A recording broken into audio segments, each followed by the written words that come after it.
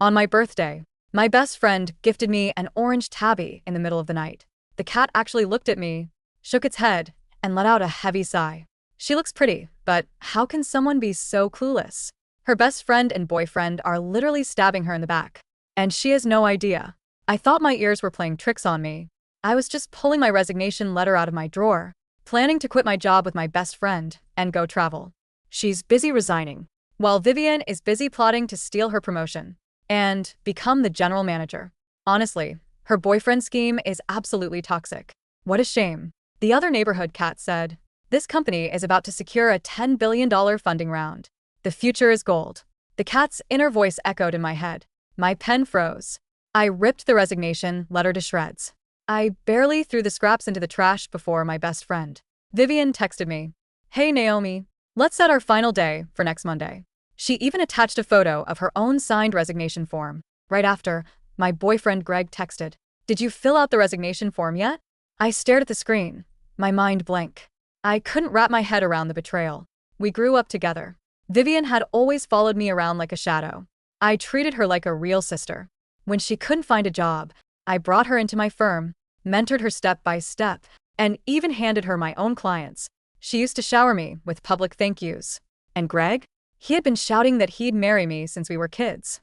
He confessed his feelings when we were 18, and we've been together ever since. Nearly 7 years. That designer bag Greg got her for her birthday. It's actually Vivian's. Hand me down. There's a mark on the inside. He's been infatuated with Vivian since childhood. The orange cat's inner voice sounded again. I rushed to the closet, pulled out the leather purse, and inspected it under the light. Sure enough, etched into the bottom lining were 3 faint scratch letters. VW, Vivian, write her initials. In that instant, the last thread of hope snapped. The love and friendship I had cherished so deeply were nothing but hollow, cheap illusions. But hey, there's a $3 million lottery ticket hidden inside that bag. Serial number. I whipped my head around. The orange cat hopped onto the windowsill, licked its paw, and muttered to itself. The big white Persian at the pet shop said, "The brand is running a serial number sweepstakes. The winning number matches this exact bag." Greg didn't leave his phone number at the store. There are only 3 days left to claim it.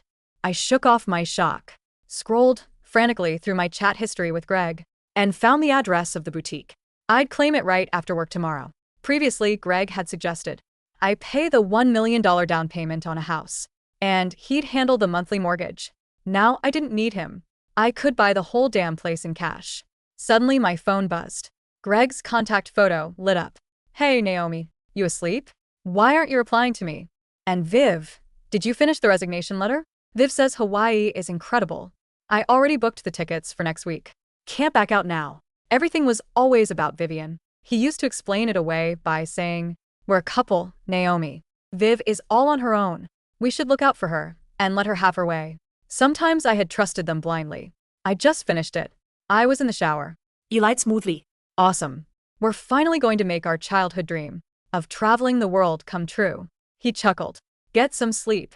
Love you forever, babe." His voice was as sweet and gentle as ever, like he was soothing a child. In the past, those late-night sweet nothings would have warmed my heart. Now, they made bile rise in my throat. From this moment on, I wouldn't waste a single second of my life on decayed love or rotten friendship. The next morning, I arrived at the office parking lot half an hour early. As soon as I parked, I spotted 2 familiar figures. Greg was leaning down, kissing Vivian's forehead. "You worked hard last night. Beautiful," he murmured, his voice dripping with affection. "Oh, please. I work hard every night." Vivian giggled, swatting his chest. "You're like a wild animal, always trying to devour me." My hands clenched the steering wheel so hard my knuckles turned white. They were sleeping together every single night. "By the way," Vivian asked, leaning against him, "is it really okay to trick Naomi into quitting?" "Hey, it's a dog-eat-dog world." Greg smirked, brushing a strand of hair behind her ear. "Besides, Naomi is tough. She'll find another job in no time. She's too sentimental to hold a grudge against you. Anyway, once we get married, I'll use her money to pamper you." Chills ran down my spine. This was the man who promised to love me forever. He was more venomous than a viper. Thank God for my telepathic tabby. It wasn't too late. I didn't storm out to confront them. Instead, I quietly recorded a video on my phone, waited in my car for another 10 minutes, and then headed up to the office.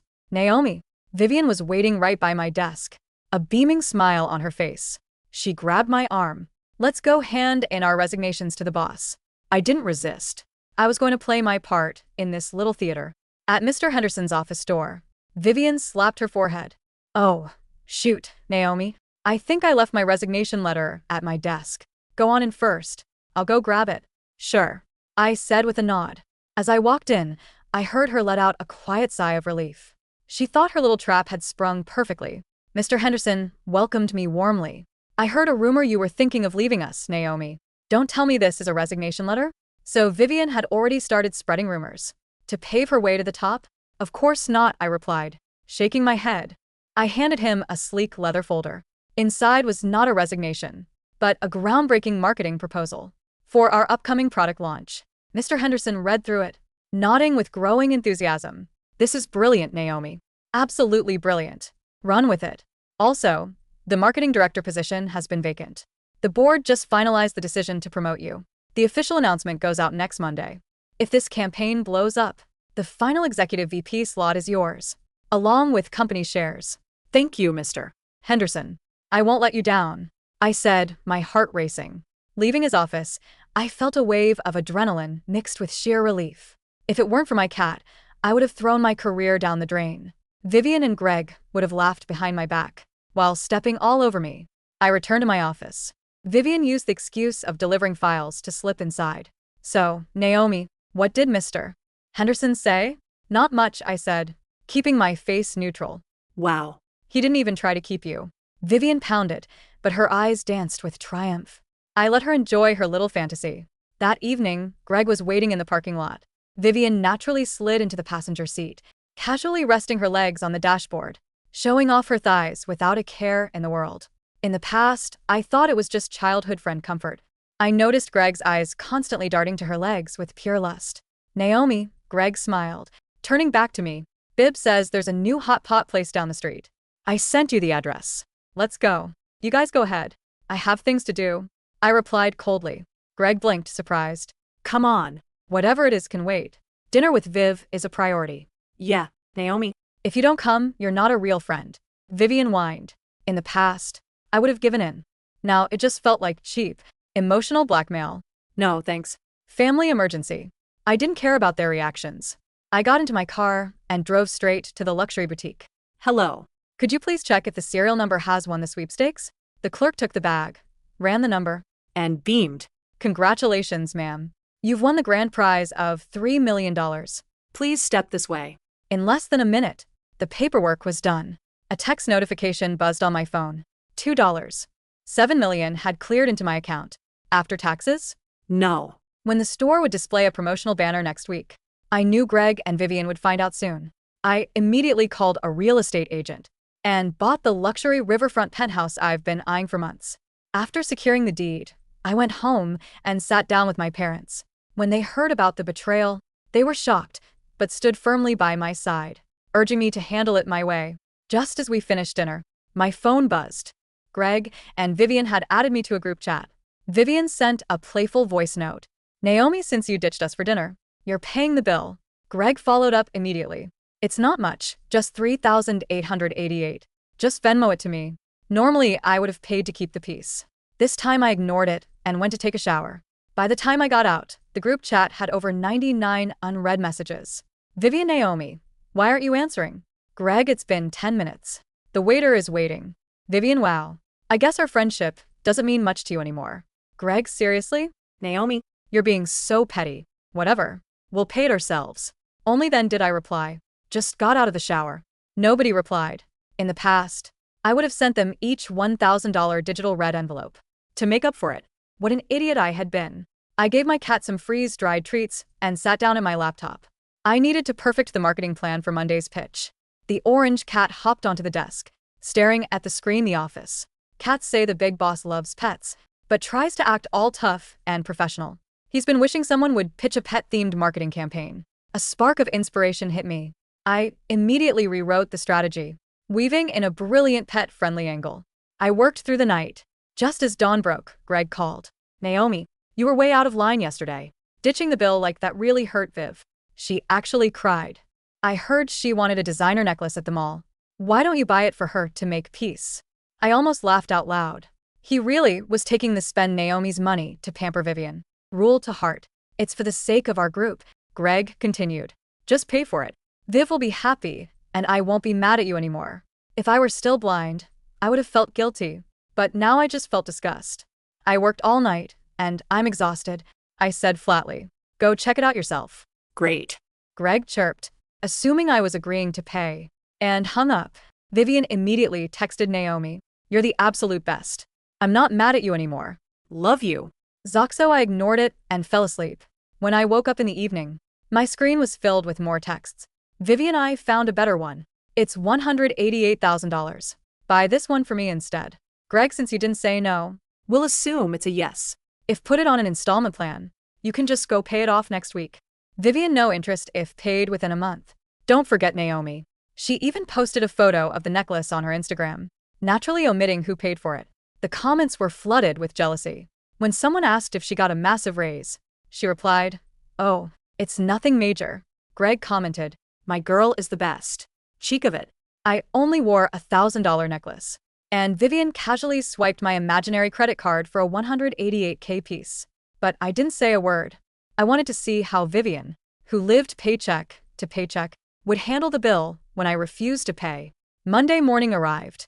Vivian walked into the office, wearing the glittering $188,000 diamond necklace. She deliberately raised her voice, so everyone could hear. "Naomi, do you like it? It's beautiful." I smiled. The other colleagues crowded around. "Oh my God. Vivian, how much was that?" "Just $188,000. Vivian smirked, secretly squeezing my hand, signaling me to keep quiet and play along. Wow. $188,000. Vivian, I had no idea you were so loaded. I wish I had your talent. Naomi, look at your friend. And look at you. She's really outshining you now. Exactly. Naomi brought her into the company. But Vivian is the one wearing a house on her neck. Naomi has nothing. They gossiped and compared us. Vivian didn't defend me. She just bathed in the praise. I simply smiled. All right, quiet down everyone. Mr. Henderson walked into the department. "I am here to announce the new marketing director." Vivian's grin widened, her eyes gleaming with anticipation. She was practically vibrating. The colleagues all looked at her, expecting her name to be called. Since the rumor of my resignation was widespread, Mr. Henderson turned to me.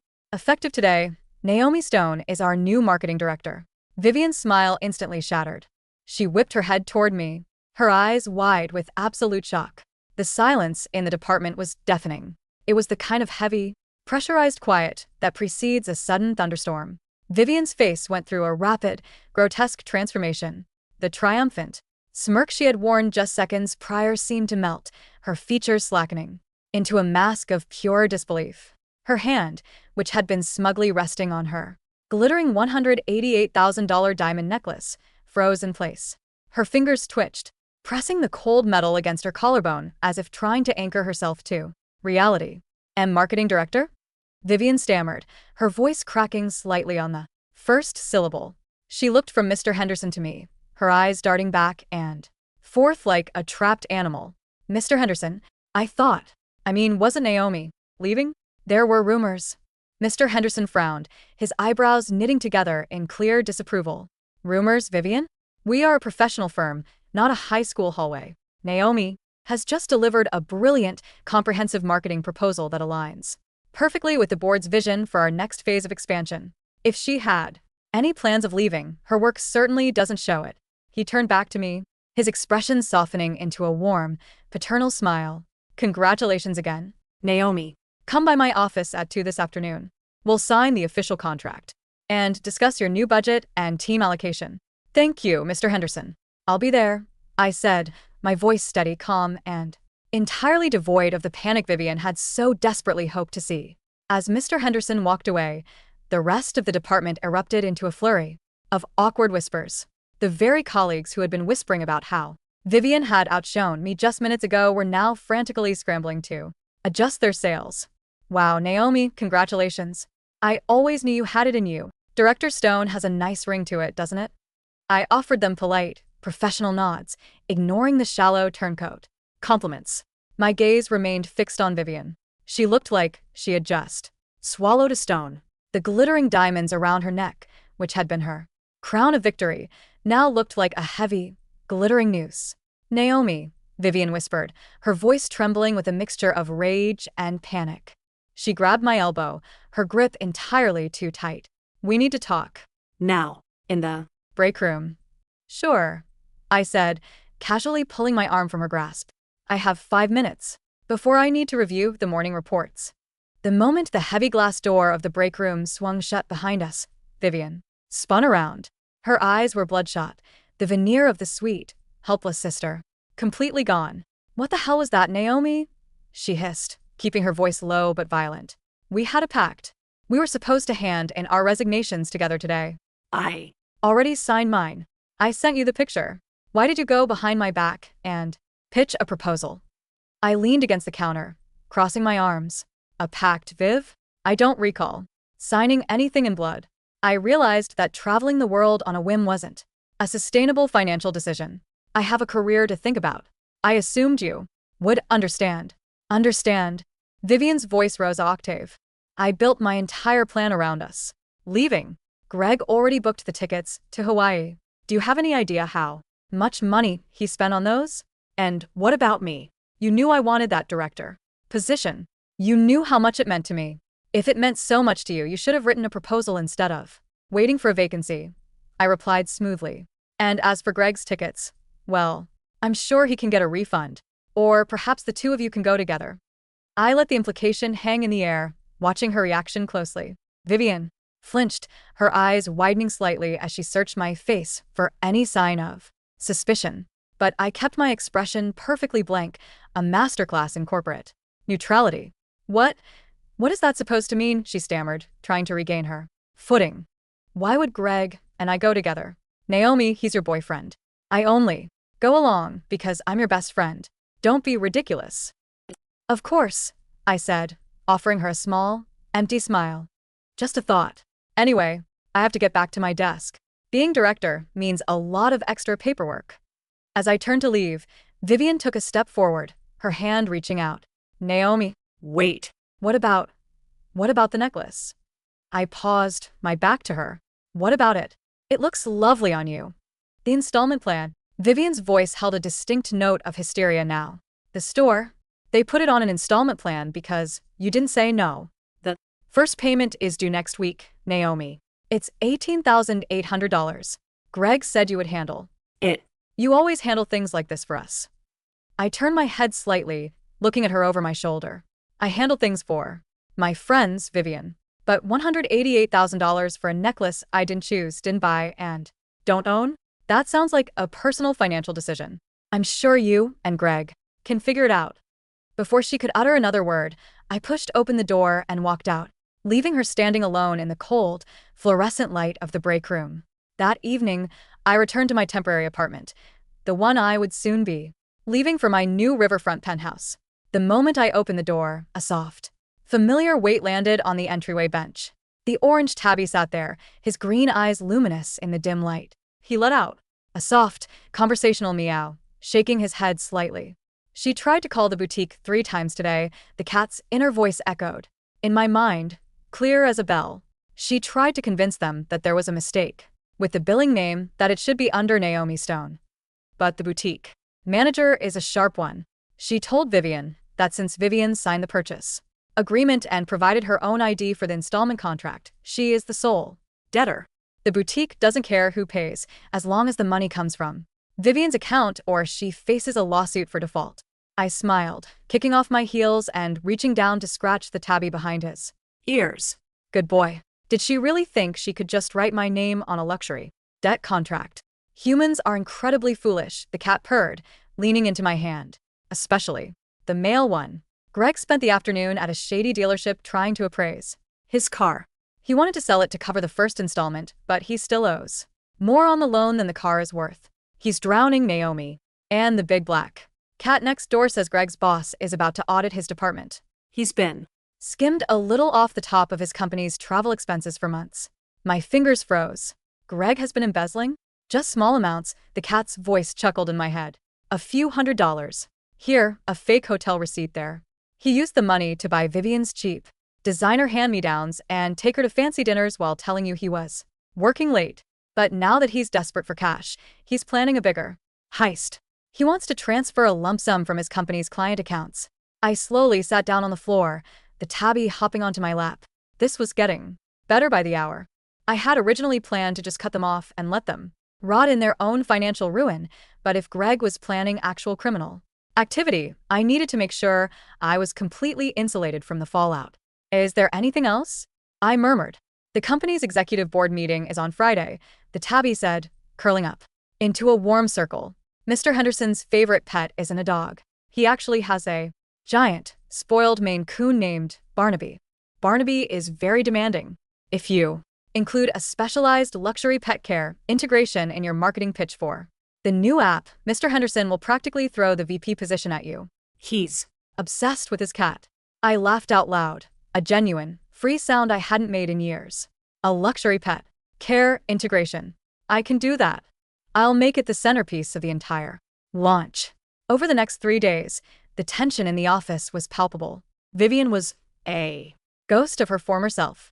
She spent her hours hiding in her cubicle, frantically typing on her phone, her eyes red and puffy. She tried to approach me several times, but I kept my door firmly shut, citing high-priority director transition meetings. Greg, on the other hand, was growing increasingly desperate. My phone buzzed constantly with his calls and texts, ranging from pathetic pleading to aggressive gaslighting. Greg, Naomi, please answer me. We've been together for 7 years. How can you let a silly misunderstanding over a necklace ruin what we have?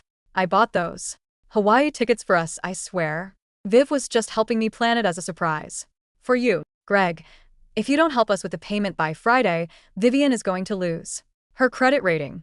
She might even go to jail for fraud because she used your name as a reference. How can you be so heartless? Greg. Fine, don't answer. You've changed, Naomi. Ever since you got that promotion, you think you're better than everyone else. You're cold-blooded. I read them all with a detached sense of amusement, saving every single text to a secure cloud drive. I didn't reply to a single one. On Thursday afternoon, I received a notification from my real estate lawyer. The deed to the riverfront penthouse had been officially registered in my name. The keys were waiting for me. I scheduled the movers for Saturday morning, intending to slip away quietly without leaving a trace of my new address. But before I could leave, the universe, with a little help from my telepathic feline, decided to accelerate the climax. I was finalizing my presentation slides for the Friday morning board meeting when the orange tabby's voice suddenly interrupted my thoughts. I had sneaked him into my office in a soft-sided pet carrier under the guise of taking him to the vet later. He was currently peeking out from a gap in the zipper. The shadow girl is in the copy room, the tabby warned. She's talking to a man on her phone. She's offering to sell your entire marketing proposal to our main competitor, Apex Media. She downloaded the draft from your shared drive before you restricted her access. My eyes narrowed. She actually stole the draft. She has it on a silver flash drive in her purse right now, the cat confirmed, letting out a soft yawn. She's meeting the Apex representative in the parking lot at 6 p.m. today. She wants $50,000 cash to cover her immediate debts. A cold, calm anger washed over me. I had tolerated her greed, her petty jealousy, and even her betrayal of our friendship. But trying to sabotage my career and steal my intellectual property to bail herself out of a debt she brought upon herself, that was crossing a line from which there was no return. Well, I whispered, reaching into my desk drawer to pull out a spare, identical flash drive. It looks like Vivian is about to deliver a very interesting file to Apex. I quickly opened a dummy file I had created earlier, the one containing the chaotic, nonsensical marketing strategies, complete with obviously falsified data and plagiarized materials from famous historical campaigns. It was a career-killing document for anyone who tried to present or sell it. I loaded it onto the spare flash drive. How do I get her to swap them? I muttered. You don't have to, the tabby replied, his green eyes sparkling with mischief. She's coming to your office in 3 minutes to pretend to apologize. She'll leave her purse on the visitor's chair while she tries to hug you. I'll handle the distraction. 3 minutes later, right on cue, there was a soft knock on my door. Vivian stepped in, looking pathetic and fragile. She had removed the diamond necklace, her bare collarbone looking strangely pale. Naomi, she whimpered, her lower lip trembling. Can we please talk? Just for 5 minutes. I can't bear this coldness between us. Sit down, Vivian, I said, my voice flat. She sat on the visitor's chair, nervously placing her large designer tote bag on the floor beside her. I'm so sorry, Naomi. The necklace, it was all a stupid mistake. Greg and we just wanted to surprise you and things got out of hand. I'll return the necklace, I swear. Just please don't hate me. As she spoke, the orange tabby quietly slipped out of his carrier under my desk.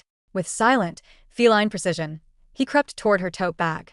Vivian was too busy, squeezing out a tear to notice. With a sudden, sharp movement, the tabby batted a heavy glass paperweight off the edge of my desk. It shattered against the hardwood floor with a loud crash. Oh my God! Vivian shrieked, jumping out of her seat in startle. I'm so sorry, she's a bit skittish, I said, immediately bending down to clean up the glass. Vivian instinctively bent down to help, her back turned to her purse. In that split second, the orange tabby used his paw to hook the zipper of her tote bag open. He nudged the silver flash drive out of her side pocket and pushed the fake one, which I had prepositioned on the bottom shelf of the desk, deep into her bag. He did it all with the casual, elegant grace of a professional thief. By the time Vivian and I stood up, the swap was complete. The tabby was back in his carrier, licking his paw innocently. I think you should leave, Vivian, I said, holding the door open. I have a lot of work to do before the board meeting tomorrow. Naomi, please, she pleaded, but I didn't give her the chance. I closed the door firmly behind her. I picked up the silver flash drive from the floor.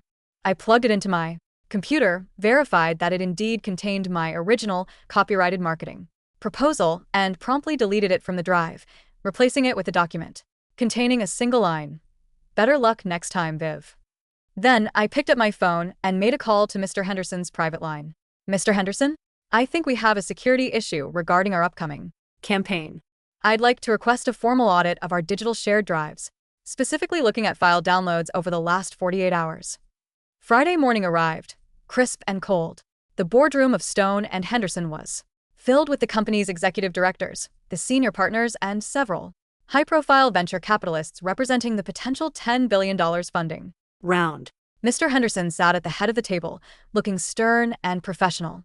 I sat to his right, my laptop open, ready to present. Before we began, the door to the boardroom opened, and Vivian slipped in, holding a stack of printed agendas. As an assistant, her job was to distribute the paperwork and quiet down. But today, she had a strange, manic energy about her. She kept glancing at me, a tiny, venomous smirk playing at the corners of her lips. She thinks she's ruined you. The tabby's voice drifted into my mind from where he was resting comfortably back in my office. She met the Apex rep last night. They gave her a check for $50,000. She already deposited it and went straight to the boutique to pay off her first installment. She has no idea Apex's legal team is currently reviewing the stolen file she gave them and is about to realize they've been defrauded. I smiled inwardly. Thank you, Vivian. You can leave now, Mr. Henderson said, waving his hand dismissively. Actually, Mr.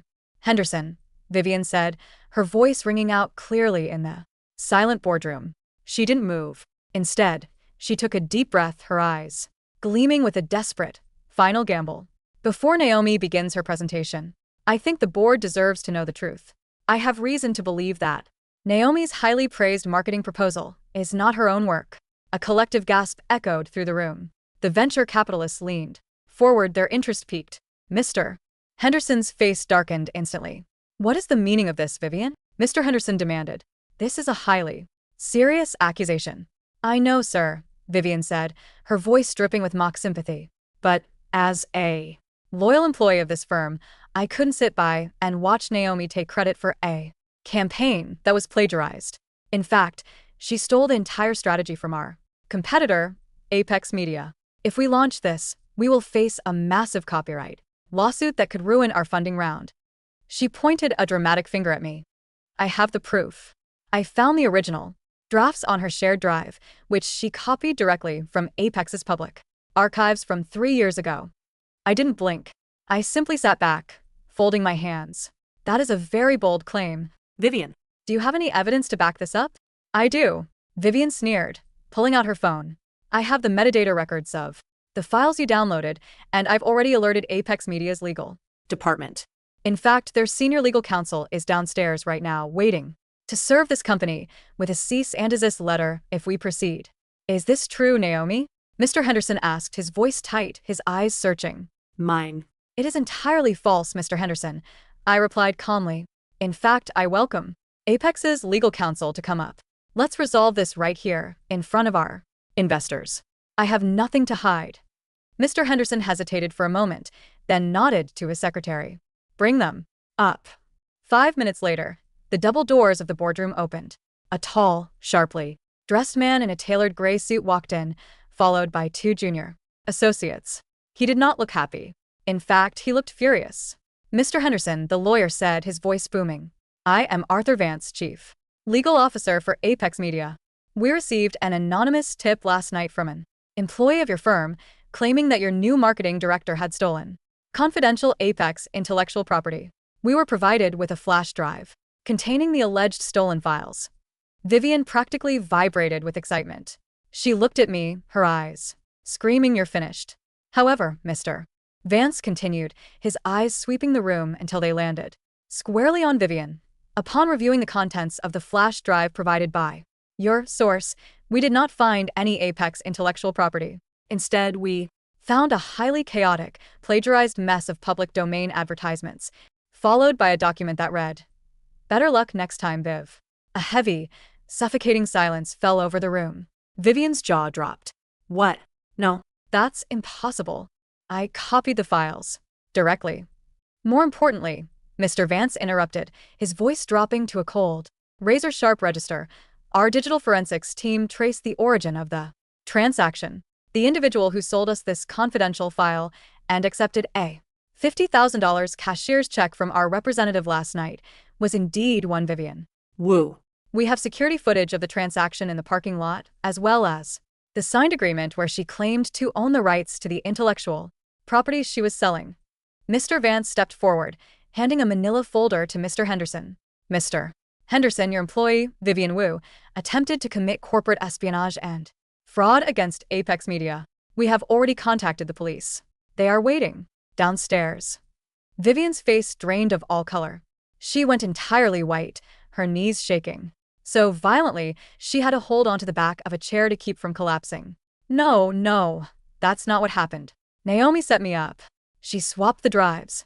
Naomi is the one who stole it, she screamed, her voice cracking into a desperate shriek.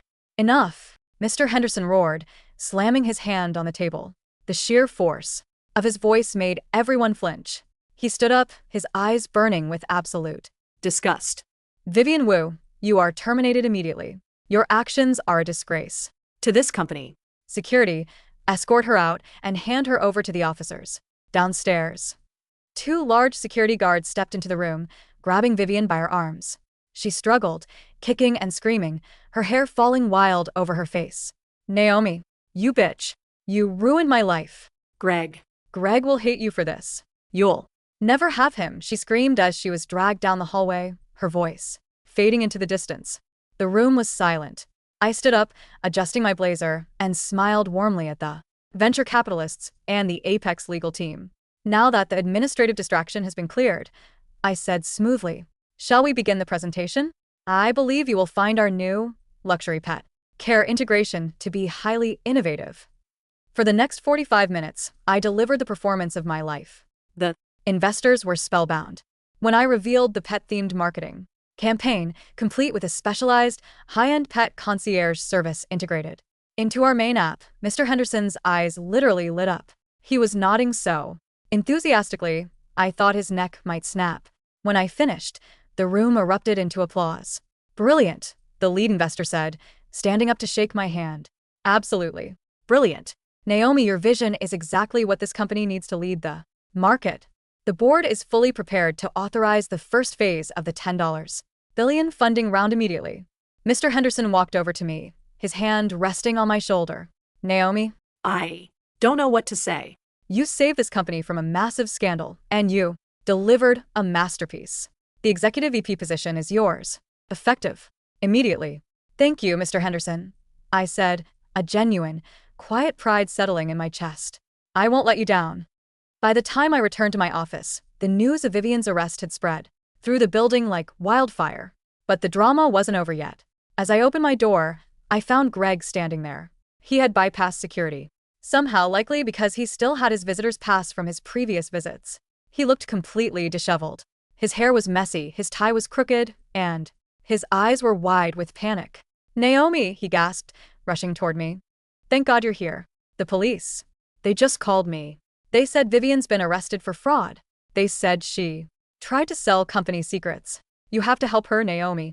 You have to tell them it was a misunderstanding.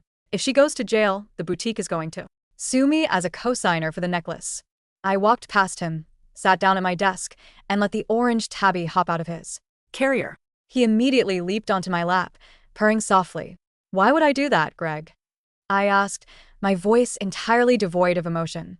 "Because we're family," Greg pleaded, coming closer, his hands trembling. We "Grew up together. You love me, Naomi. We've been together for 7 years. I'm Sorry about Hawaii. I'm sorry about everything. I was confused. Vivian seduced me, I swear. She's the one who wanted the money. She's the one who wanted the necklace. I only did it because I wanted to make her happy so she wouldn't interfere with our relationship." I let out a soft, amused chuckle. "You really are pathetic, Greg." "Naomi, please," he cried, dropping to his knees beside my desk. He reached out to grab my hand, but I pulled it away, disgusted. "I'll do anything.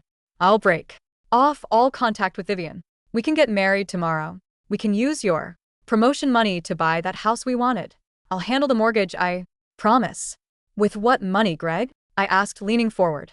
"With the money you embezzled from your company's client accounts." Greg froze. The blood drained from his face, his eyes widening in sheer terror. "How? How did you?" "I know everything," I said, my voice dropping to a cold, hard whisper. "I know about the embezzlement. I know about the parking lot. I know you've been sleeping with Vivian every single night while pretending to love me. And I know about the $3 million sweepstakes."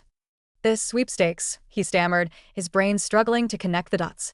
"The designer bag you gave me," I said, gesturing to my phone, where I pulled up the official boutique announcement. "The one with Vivian's initials scratch on the lining. The one you bought her years ago and then forced her to give to me as a cheap hand-me-down birthday gift. It had a winning serial number, a $3 million cash prize." Greg stared at the screen. The reality of what he had lost slowly began to sink in. Three million, he whispered, his voice trembling. You claimed it." "I did," I replied, offering him a cold, brilliant smile. "I received the $2.70 million after taxes on Tuesday. I bought a luxury riverfront penthouse in cash. I don't need your house, Greg. And I certainly don't need you." He looked like he was about to faint. The sheer weight of his stupidity, his greed, and his betrayal had finally crushed him. He had thrown away a woman who loved him, a $3 million fortune, and his own freedom, all for a toxic affair and a $188,000 debt. No. Greg whimpered, tears finally spilling over his eyes. "Naomi, please. You can't do this to me. I love you. We were supposed to be forever." "Goodbye, Greg," I said. I picked up my desk phone and dialed security. "Yes, this is Director Stone. I have an intruder in my office.